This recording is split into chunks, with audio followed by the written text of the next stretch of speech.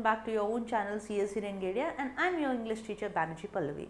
जैसे कि वीडियोस चल रहे हैं आपके ग्रामर के, लैंग्वेज स्टडीज़ के, बहुत सारे बच्चों के रिक्वेस्ट भी आ रहे हैं और बहुत सारे बच्चे आई थिंक बकल अप हो गए हैं, अभी कमर कस लिया है उन्होंने। लैंग्वेज स्टडी ऐसा है जहाँ पे मार्क्स बच्चों को लगता है कि 1-2 मार्क्स के तो होते हैं, क्या ही फ़र्क पड़ जाएगा, पर फ़र्क पड़ता है, फ़र्क बिल्कुल पड़ता है। जैसे मैंने पहले वीडियोस में भी बताया आपको कि बूंद बूंद से सागर बनती है, उसी तरह एक एक नंबर से आपका परसेंटेज बढ़ता है। सो हम अपने नंबर्स क्यों गवाएंगे। लैंग्वेज स्टडी ऐसी है जो आपके लैंग्वेज को एनहेंस करती है, कॉन्क्रीट करती है और आपको अच्छा कम्युनिकेटर बनाती है। तो चलिए देखते हैं कि आज हम क्या कर रहे हैं। तो हम कर रहे हैं convert the following into simple sentences, okay, और हम करेंगे कॉम्प्लेक्स सेंटेंसेस और कंपाउंड सेंटेंसेस भी करना है हमें। तो विल सी कि कंपाउंड सेंटेंसेस भी है, वेरी गुड। सो हम करेंगे ये सारे सेंटेंसेस को, ये भी आपके 1 मार्क्स के 2 मार्क्स के आते हैं, तो हम क्यों गवाएं इसको, हम ये भी कर लेते हैं। तो पहली बात जान लेते कि सेंटेंसेस का मतलब क्या होता है। सेंटेंसेस का मतलब होता है एक स्ट्रक्चर, सेंस जिसके पास टेंस है, तो सेंटेंस। मेरा ये मानना है कि सेंटेंस का मतलब होता है जिसका सेंस होता है और टेंस होता है। कोई एक सेंटेंस बना रहे हैं आप, उसके अंदर सेंस है और टेंस है, तो सेंटेंस है। सब्जेक्ट, वर्ब, ऑब्जेक्ट इम्पॉर्टेंट होता है सेंटेंस बनाने में। ऑब्जेक्ट भले ही एब्सेंट हो, पर सब्जेक्ट और वर्ब या वर्ब होना बहुत इंपॉर्टेंट होता है, चाहे वो हेल्पिंग वर्ब हो, चाहे वो मेन वर्ब हो। मेन वर्ब बहुत इंपॉर्टेंट होता है, उसका आपको first form, second form, third form जानना। तो sentence formation and structure always depends upon how good are you in the verbs and vocabs। तो चलिए चलते हैं, देखते हैं कि एक एक सेंटेंसेस के, सिंपल सेंटेंसेस के और इसके किस तरह हम कर सकते हैं। ओके, चलिए। सेंटेंसेस जनरली 3 टाइप के होते हैं। एक सिंपल सेंटेंस होता है जो नॉर्मली हम बात करते हैं, कंपाउंड होता है जो सेंटेंस को जोड़ते हैं, और एक कॉम्प्लेक्स होता है थोड़ा पेचीदा वाला। तो कैसे होता है वो पेचीदा वाला, वो भी जानते हैं हम। So sentences are generally 3 types. That is, first is the simple sentence, then you have the compound sentence, then you have the complex. Simple sentence क्या होता है? A simple sentence is the one which has a subject, predicate and a finite verb. It is a single independent clause. Clauses तो आप जानते ही होंगे, subject clause, adjective clause, adverb clause, dependent clause, independent clause. So ये independent clause है। अगर आपको clauses के बारे में जानकारी चाहिए या आपको चाहिए कि एक वीडियो क्लॉजेस पे बन जाए, तो आप कमेंट में कमेंट कर सकते हैं, आपके लिए वीडियो बन जाएगा। अ simple sentence is one which has a subject, जैसे मैंने कहा subject, predicate, finite verb. It is a single independent clause, मतलब ये डिपेंड नहीं करता, ये इंडिपेंडेंट है, ठीक है। तो कैसा है? The moon was bright, the train was late, I looked for Radha at the stop. यानी इसमें इनको कुछ भी ये नहीं चाहिए, और सपोर्ट नहीं चाहिए। ये सिंपली एक सिंपल सेंटेंस जिसका बहुत पूरा मीनिंग है आप जान जाते हो। The moon was bright, the train was late, okay, आपको पता चल गया इसका meaning. I looked for Radha at the stop. Exam में किस तरह के क्वेश्चंस आएंगे, इस पे हम बात करते हैं। अब आएगा आपका डू एज डायरेक्टेड, जिसमें आपको बताया गया है rewrite as a simple sentence. Okay, देखते हैं। I know that he has completed the assignment. अब दैट आया है, यानी वो कंजंक्शन है, वो कहीं ना कहीं उस सेंटेंस को जोड़ रहा है। So I know that he has completed the assignment. इसको सिंपल सेंटेंस में रीराइट करना है। मेक श्योर कि जब भी रीराइट बोला जाए तो सेंटेंस को जो आंसर्स है वो आपको आंसर को लिखना ही पड़ेगा, आप शॉर्टकट में काम ना करें। आई know he completed the assignment, तो सिंपल में ये दैट है, इसको हम हटा देते हैं और हम लिखते हैं I know he completed the assignment, यानी आपका हैज़ भी हट गया। I know he completed the assignment. Sarika left the child in the car and rush to retrieve her purse. Leaving the child in the car, Sarika rush to retrieve her purse. We saw trees that were devoid of all its leaves. So we saw trees devoid of all its leaves. तो यहाँ पे हमने वापस से that हटा दिया। तो देखिए आप, that को हमेशा सिंपल सेंटेंस से हटाया जाता है, right? Keshav got back from his vacation and resumed work, तो ये एंड कंजंक्शन तो इसको हटा दिया गया है। Coming back from his vacation Keshav resumed work, simple. Next देखते हैं, सीता सीता का team liked what she suggested, तो सीता का टीम जो है वो पसंद करते कि क्या वो सजेस्ट करती थी, वो उसको पसंद करते थे, जो भी सजेशन सीता ने दिया वो उनको पसंद आया। सो इसलिए सिंपल में अगर आप लिखना चाहें तो आप क्या लिखेंगे, Sita team liked her suggestion, ये इसकी जरूरत ही नहीं है, सिंपल सेंटेंस।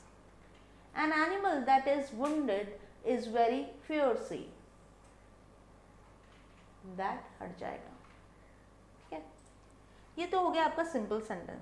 सो ना next one is compound sentences. Compound sentences is, जैसे मैंने आपको पहले बताया कि कंपाउंड सेंटेंस क्या होता है, दो सेंटेंसेस को जोड़ता है, तो compound is connecting, but connection में ऐसा होना चाहिए कि वो रेलिवेंट होना चाहिए, ऐसा नहीं कि कोई और सेंटेंस आके कोई और सेंटेंस का कोई मीनिंग ना बने, क्योंकि सेंटेंस है तो सेंस होना ज़रूरी है, राइट।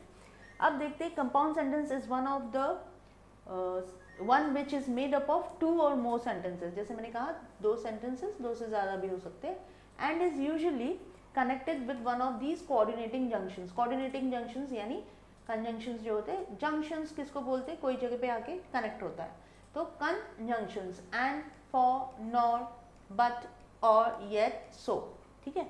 अब जैसे जैसे हम करते रहेंगे उससे जैसे हमको पता चलेगा कि ये कैसे पता चलता है कि कौन सा कंपाउंड है, कौन सा कॉम्प्लेक्स है, या कौन सा आपका सिंपल सेंटेंसेस है।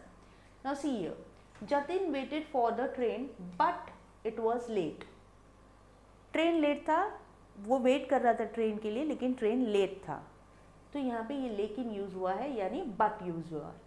It rain heavily and we were drench, drench का मतलब होता है पूरी तरह से भीग जाना, यहाँ पे बट वी वर ड्रेंच नहीं लगा सकते हो, कनेक्शन होना और मीनिंगफुल होना इम्पॉर्टेंट है।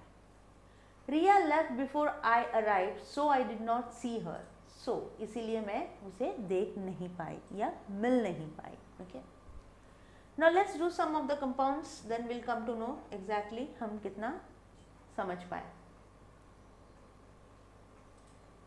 If you search his pocket you will find the ring, तो इसको हमें कंपाउंड में लिखना है, तो यानी आपका एंड, बट, सो, और यहाँ लग गया है, search his pocket and you will find the ring.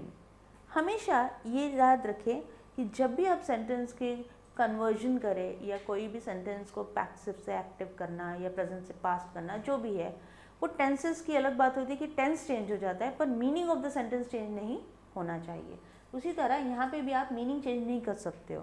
तो यहाँ देखिए, इफ़ को हमने निकाल दिया है कि if you search his pocket and you will find the ring नहीं बोला गया, search his pocket and you will find the ring, क्योंकि यू जो रिपीटेड हुआ है इसी को आपको रिपीट नहीं करना है। नेक्स्ट वन इज हितेन, दो Hiten tried his best he didn't succeed, तो दो है उसको आपको डालना है। Hiten tried his best but didn't succeed, तो ही को आपको लिखने की जरूरत नहीं, क्योंकि आप हितेन के बारे में बात कर रहे हैं, तो दो निकाल दीजिए, okay. Hiten tried his best but didn't succeed, क्योंकि दो लिखने की जरूरत ही नहीं है वहाँ पे, right. Your story is too good to be true, your story is so good that it can't be true, मतलब इतना अच्छा स्टोरी बोला है आपने, ये सच तो नहीं हो सकता, right. Too good to be true, यानी इतना अच्छा है कि सच नहीं हो सकता। टू बी ट्रू मतलब सच नहीं हो सकता। You should understand the language. अगर लैंग्वेज अच्छे से नहीं पता चलेगा, लोग बोले टू बी ट्रू मतलब तो सच है ना, सच्चाई है ना, पर ऐसा नहीं होता। ये कांट बी ट्रू मतलब ये सच नहीं हो सकता, ये इतना अच्छा है कि सच नहीं हो सकता, okay. So your story is सो लग गया यहाँ पे आपका, दैट लग गया, that it can't be true. Next हो गया आपका besides winning the match for his team, he also declared the man of the match. He also was declared the man of the match. शायद विराट कोहली के बारे में बात कर रहे हैं। He not only won the match for his team, but was also declared the man of the match. तो यहाँ पे हम इसको but लगा के जोड़ रहे हैं। Next is unless she sews all night, sews का मतलब होता है सिलाई करना, she would not be able to complete her share of the work.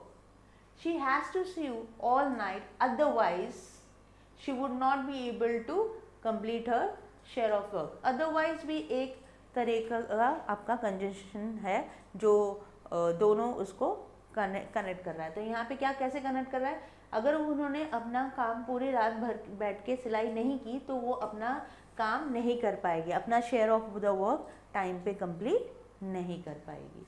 So this is compound, will do lot more when we are doing our revision. जब हम revision करेंगे तो हम और भी सॉल्व करेंगे।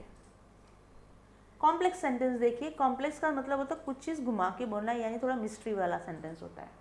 A complex sentence is the one which is made up of at least one main clause and one और मोर dependent clause, मतलब एक मेन क्लॉज होता है और एक से ज़्यादा डिपेंडेंट क्लॉज हो सकता है।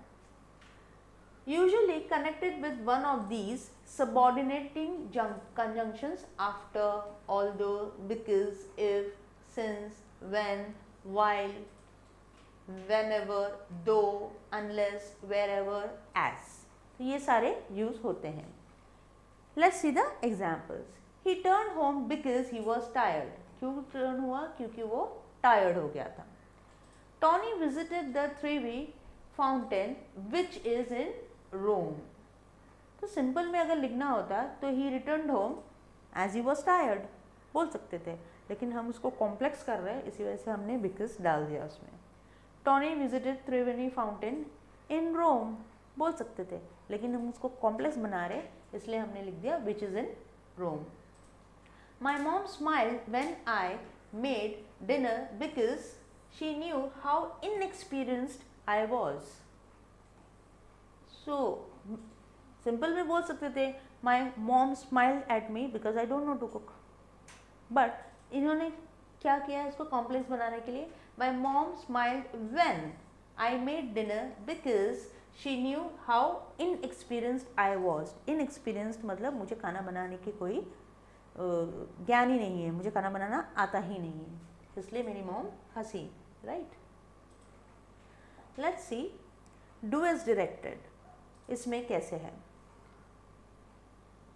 स्पीक द ट्रूथ और आई विल पनिश यू, तो इसको हमको कॉम्प्लेक्स बनाना है, ठीक है। स्पीक द ट्रूथ और I will punish you, if you don't speak the truth I will punish you, तो यहाँ पे कुछ डालना ही नहीं है, सीधा आप इसमें डाल देते हो, कॉमा डाल के आपने उसको अलग कर दिया, तो कंपाउंड तो है नहीं, क्योंकि ये कंपाउंड हो गया ना, तो और डालोगे तो कंपाउंड हो जाएगा। Lekha hope to be successful in the examination, Lekha hope that she would be successful in the examination, that डाल दिया, तो ये कॉम्प्लेक्स हो गया। He tried his best but he didn't succeed, Though he tried his best, he didn't succeed. He tried his best मतलब बहुत कोशिश किया, लेकिन फिर भी वो सक्सेसफुल नहीं हो पाया, तो ये उन्होंने बट को निकाल दिया, उन्होंने कहा though he tried his best, he didn't succeed. This is a complex sentence. Buy 4 shirts to get 2 free. If you buy 4 shirts, you get 2 free. अगर आपको सिंपल बनाना हो या कंपाउंड बनाना है, तो सिंपल तो ऊपर वाला सिंपल हो गया, ये आपका कॉम्प्लेक्स हो गया। अब कंपाउंड अगर बनाना होता है ये सेंटेंस को, तो कैसे बनाते हैं आप, इफ़ यू बाय 4 शर्ट्स, तो इफ़ तो आता ही नहीं, तो हम क्या लिखते हैं, buy 4 shirts and get 2 free. तो अगर हम इसको हम 3 तरह से कर लेते हैं। सी ये वाला जो है आपका, ये buy 4 shirts to get 2 free, तो यहाँ पे अगर हम लिखें buy 4 shirts and get 2 free, तो ये हो गया कंपाउंड, दोनों मिलकर दिए, राइट, क्योंकि 2 buy 4 shirts get 2 free, and डाल दिया हमने। अब buy 4 shirts to get 2 free is आपका simple sentence, if you buy 4 shirts you get 2 free, यानी आपका कॉम्प्लेक्स सेंटेंस। तो एक ही सेंटेंस को आप तीनों इसमें कन्वर्ट कर लिए। नेक्स्ट वाला देखते हैं, लास्ट वन आपका, nobody could find out our place of hiding. nobody could find out the place where we were hiding, right? ये आपका कॉम्प्लेक्स सेंटेंस हो गया. nobody could find our hiding place, ये आपका सिंपल सेंटेंस हो गया, right? तो ये हो गया आपका compound, simple and complex sentence. इसके ऊपर भी हम आपके एक्सरसाइजेस करेंगे. अगर आपको इसके रिलेटेड भी कोई भी डाउट है, कोई भी क्वेरी है, तो आप बिल्कुल कमेंट बॉक्स में कमेंट कर सकते हैं. और रनिंग जो व्हाट्सएप नंबर है उसको स्क्रीन पे देखिए और उस पर आप व्हाट्सएप कर सकते हैं. वीडियो अगर आपको अच्छा लगे तो लाइक और शेयर बिल्कुल कीजिएगा. इसके लिए आपको चैनल को सब्सक्राइब भी करना पड़ेगा. बेल बटन को हिट करना ना भूलें क्योंकि नए नए वीडियोस आने लगेंगे. आई होप आप अपनी पढ़ाई करना शुरू कर दिया है. आपने नहीं किया है तो it is the right time to start. Videos देखते रहिए, लाइक शेयर करते रहिए और अपनी पढ़ाई पे ध्यान दीजिए. टिल देन मिलती हूँ आपसे नेक्स्ट वीडियो में. Thank you.